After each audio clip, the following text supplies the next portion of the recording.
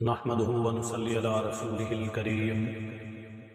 أما بعد فأعوذ بالله من الشيطان الرجيم بسم الله الرحمن الرحيم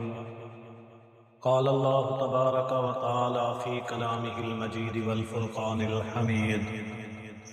يا أيها الناس كلوا مما في الأرض حلالا طيبا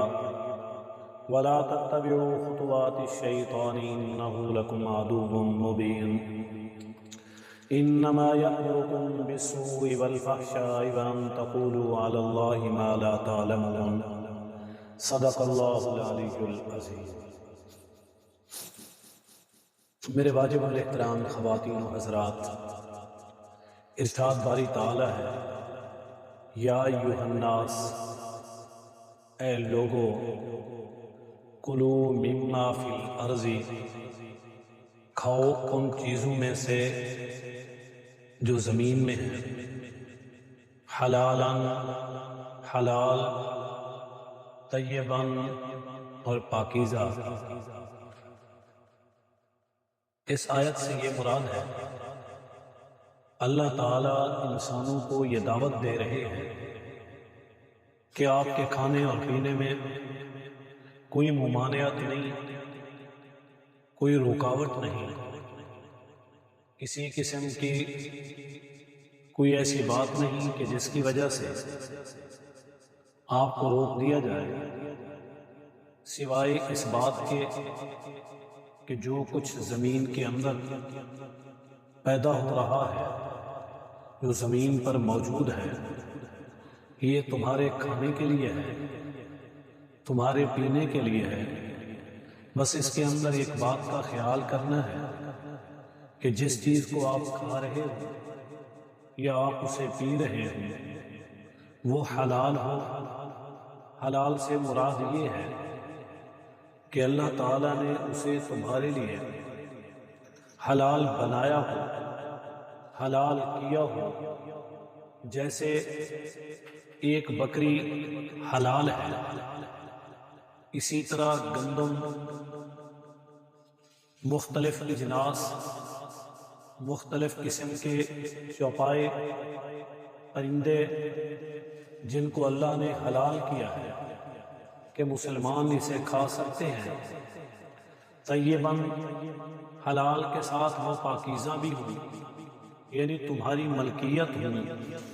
تمہیں ہدیہ یا گفٹ کیے گئے ہوں یا تمہیں اس کی اجازت دی گئی ہو۔ جیسا کہ بکری حلال تو ہے مگر وہ کسی اور کی ہے، بکری حلال ہے، اس کو چوری کر کے کھانا چاہتے ہو، اسے کسی سے چھین کر کھانا چاہتے ہیں، غصب کر کے کھانا چاہتے ہیں، پھر وہ پاکیزہ نہیں ہے۔ اسی طرح کوئی بھی اجناس ہے، سبزیات ہیں، مختلف پھل ہیں یا مختلف چرند اور پرند ہیں جو تمہارے لیے حلال کیے گئے مگر وہ تمہارے نہیں ہیں، تم انہیں چوری کر کے کھانا چاہتے ہو، تم انہیں ان سے چھین کر کھانا چاہتے ہو، تو پھر وہ تمہارے لیے پاکیزہ نہیں۔ پاکیزہ کے لیے شرط یہ ہے جو چیز تمہاری ہو یا تمہیں ہبہ کی گئی ہو، تمہیں ہدیہ کی گئی ہو، تمہیں اس کی اجازت دی گئی ہو، تو حلال میں سے وہ چیزیں پاکیزہ ہوں گی۔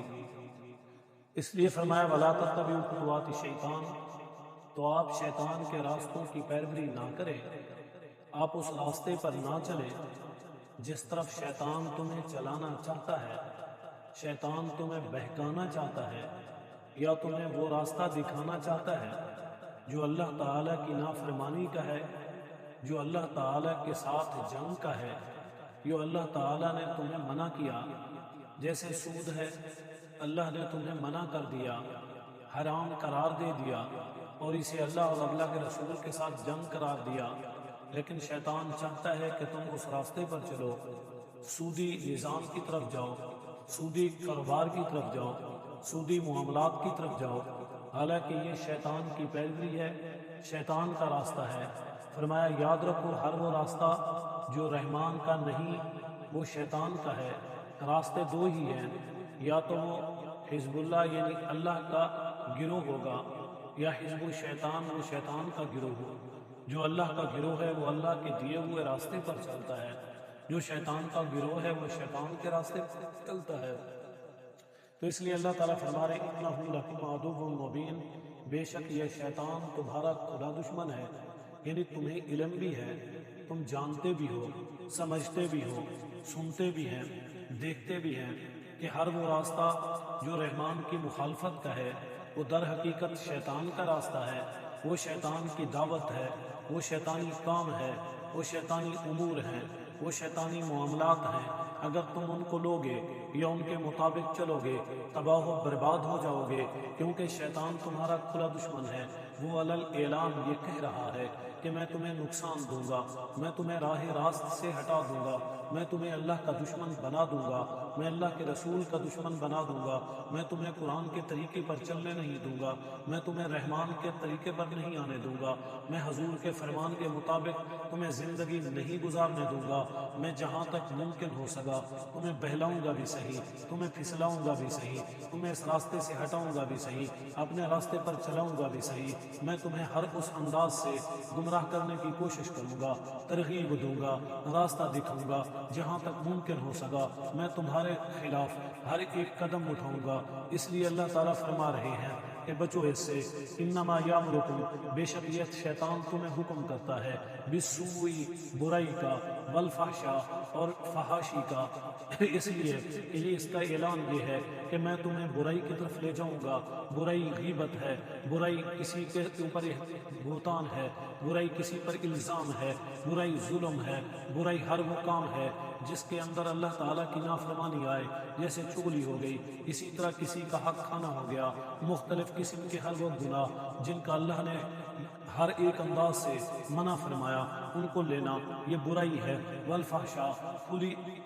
فحاشی، جیسے کہ زنا ہے، کھلی فحاشی، جیسے کہ شراب پینا ہے، کھلی فحاشی، جیسے کہ سود پہ کام کرنا، کھلی فحاشی، جیسے اللہ تعالیٰ کے احکام شاعر اللہ کا مذاق اڑانا، علل اعلان ان کے خلاف چلنا، لوگوں کے سامنے اللہ تعالیٰ کے شاعر اللہ کا مذاق اڑانا اور ہر وہ کام کرنا جس کے لیے اللہ نے بار بار منع کیا۔ تو اس لیے فرمایا وَأَن تَقُولُوا عَلَى اللَّهِ، اور یہ کہ کہو تم اللہ تعالیٰ پر ما لا تعلمون، وہ بات جسے تم جانتے ہی نہیں۔ جب تم غلط طریقے پر ہوں گے، غلط راستے پر ہوں گے، پھر تعویلیں کرو گے، پھر ایسی باتیں کرو گے، اللہ تعالیٰ کی طرف منسوب قسم کے قول کرو گے، حضور کی طرف ایسے منسوب باتیں کرو گے جن کا شریعت سے، اسلام سے، قرآن سے، دین سے کوئی تعلق نہیں ہوگا، بلکہ وہ سب باتیں جو اللہ تعالیٰ کی طرف سے منسوب کرو گے ان کا کوئی ایسی بنیاد نہیں ہوگی، اس پر کوئی دلیل نہیں ہوگی، وہ سب جھوٹ ہوگا اور جو تم کہہ رہے ہو۔